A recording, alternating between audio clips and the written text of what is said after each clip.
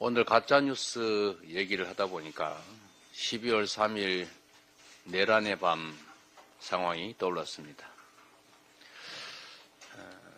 믿을 수 없는 비상계엄 선포 영상을 보고 거의 80%는 체포당해서 어딘가로 끌려갈 것이다 라고 예측하면서도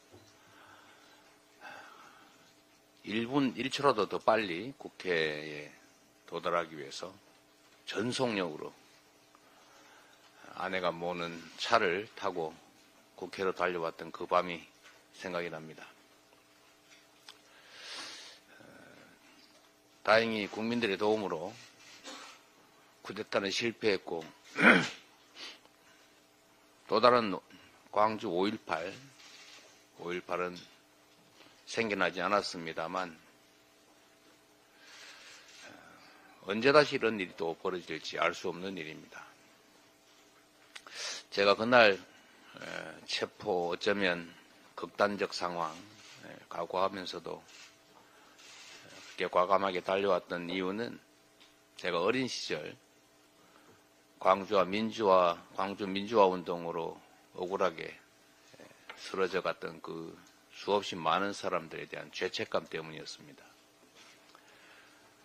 저는 그 가해 행위에 직접 참여하지 않았습니다만 그러나 2차 가해에 수년간 가담했습니다.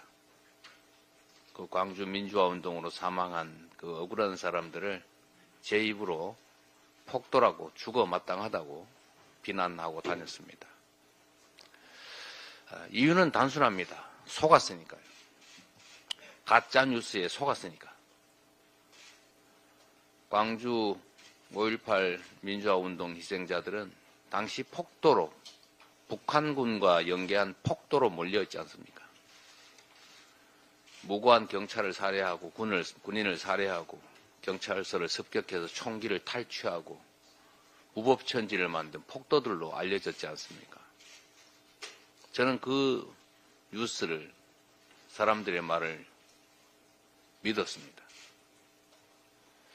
그래서 대학을 가서 그 사실을 진실을 알게 되기까지 그 오랜 시간 동안 그 억울한 사람들 제 입으로 비난하면서 욕하면서 2차 가해를 했습니다.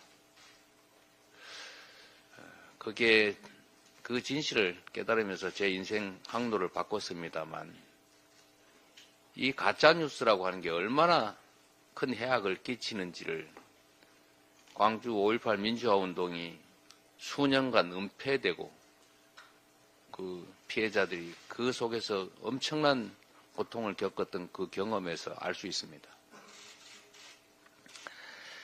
민주공화국은 주권자들이 정확한 정보를 가지고 정확한 판단을 할 때 제대로 섭니다. 엉터리 가짜 정보로 왜곡되면 주권자들의 판단이 흐려지고 결국 민주공화국은 무너집니다. 민주주의가 바로 서기 위해서는 정확한 정보가 필요하고 그래서 언론을 보호하는 것입니다.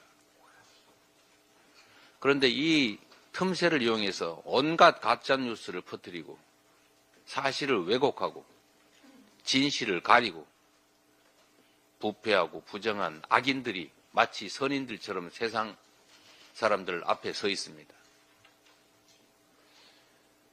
민주주의를 위해서도 대한민국 민주공화국의 미래를 위해서도 이 가짜뉴스는 반드시 뿌리를 뽑아야 합니다.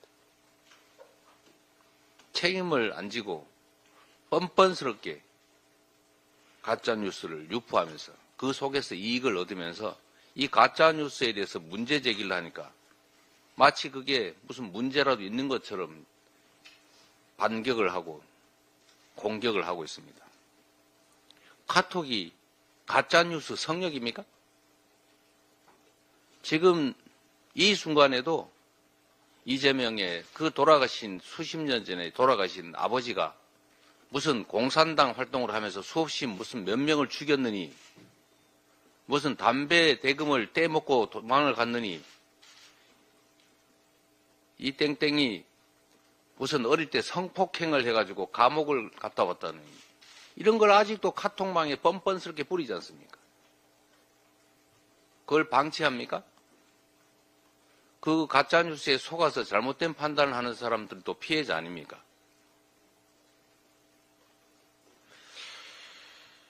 이 가짜뉴스는 민주주의의 적입니다. 무슨 수를 쓰더라도 반드시 뿌리를 뽑아야 합니다. 이 가짜뉴스에 기생하고 가짜뉴스에 기대서 이 나라 질서를 어지럽히는 행위에 대해서는 우리 민주당의 역량을 총동원해서 엄정하게 책임을 묻고 반드시 이 사회에서 퇴치하도록 하겠습니다. 경제가 너무 나쁩니다. 지금 내란 사태 이후에 대한민국의 원화 가치가 5.3% 떨어졌는데 이게 러시아, 전쟁을 치르고 있는 러시아 다음으로 많이 떨어졌다고 합니다. 이 그래프를 보시면 계속 오른쪽으로 상향하고 있습니다. 참으로 위험한 상황입니다. 경제는 안정성 속에 성장합니다. 상황이 나쁘더라도 미래가 예측 가능하고 사회가 안정되어 있으면 성장합니다. 그런데 아무리 현재 상태가 좋아도 미래가 불안정하면 예측 가능성이 떨어지면 경제는 나빠집니다. 이걸 최상목 대통령 권한대행이 모를 리가 없습니다. 그런데 최상목 권한대행이 지금 대한민국을 불안정 속으로 몰아넣고 있습니다. 사회가 안정되는 가장 중요한 토대는 법과 질서를 지키는 것입니다. 대통령이 해야 될 가장 중요한 일이, 대행이 해야 될 제일 중요한 일이 대한민국 공동체를 지키는 안보, 두 번째가 바로 우리 공동체 안에 질서를 지키는 것입니다. 그 질서의 핵심이 법 아닙니까? 그런데 지금 대통령 권한대행 최상목 부총리가 법을 어기고 있습니다. 왜 상설특검 검사 지명 의뢰를 하지 않는 것입니까? 즉시 하게 돼 있지 않습니까? 직무유기 아닙니까? 경찰이 법원이 발부한 영장을 집행하는데 총기를 들고 불법적으로 저항하는 이 명백한 범죄 행위를 왜 방치합니까? 경호처가 대통령 권한 대행의 지휘 받는 조직 아닙니까? 공범이 되는 겁니까? 그러면 안 됩니다.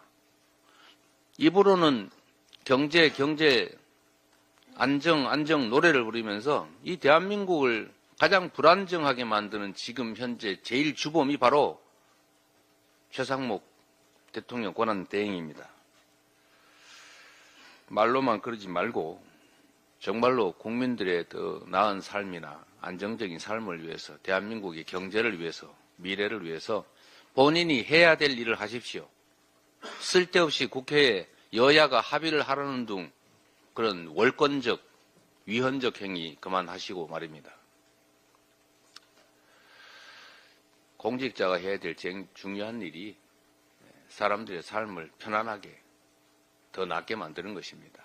대체 무슨 생각을 가지고 있길래 이렇게 지켜야 될 법질서를 파괴하고 해야 될 일을 방치하고 정치에 개입해서 무슨 아무거나 거부권 행사나 하고 헌법재판관은 골라서 마음에 드는 사람이 무슨 기준인지 모르겠는데 일부는 하고 일부는 안 하고 이게 뭡니까? 이러면 안 됩니다. 최상목 권한 대행의 명성을 촉구합니다. 회의를 마치겠습니다.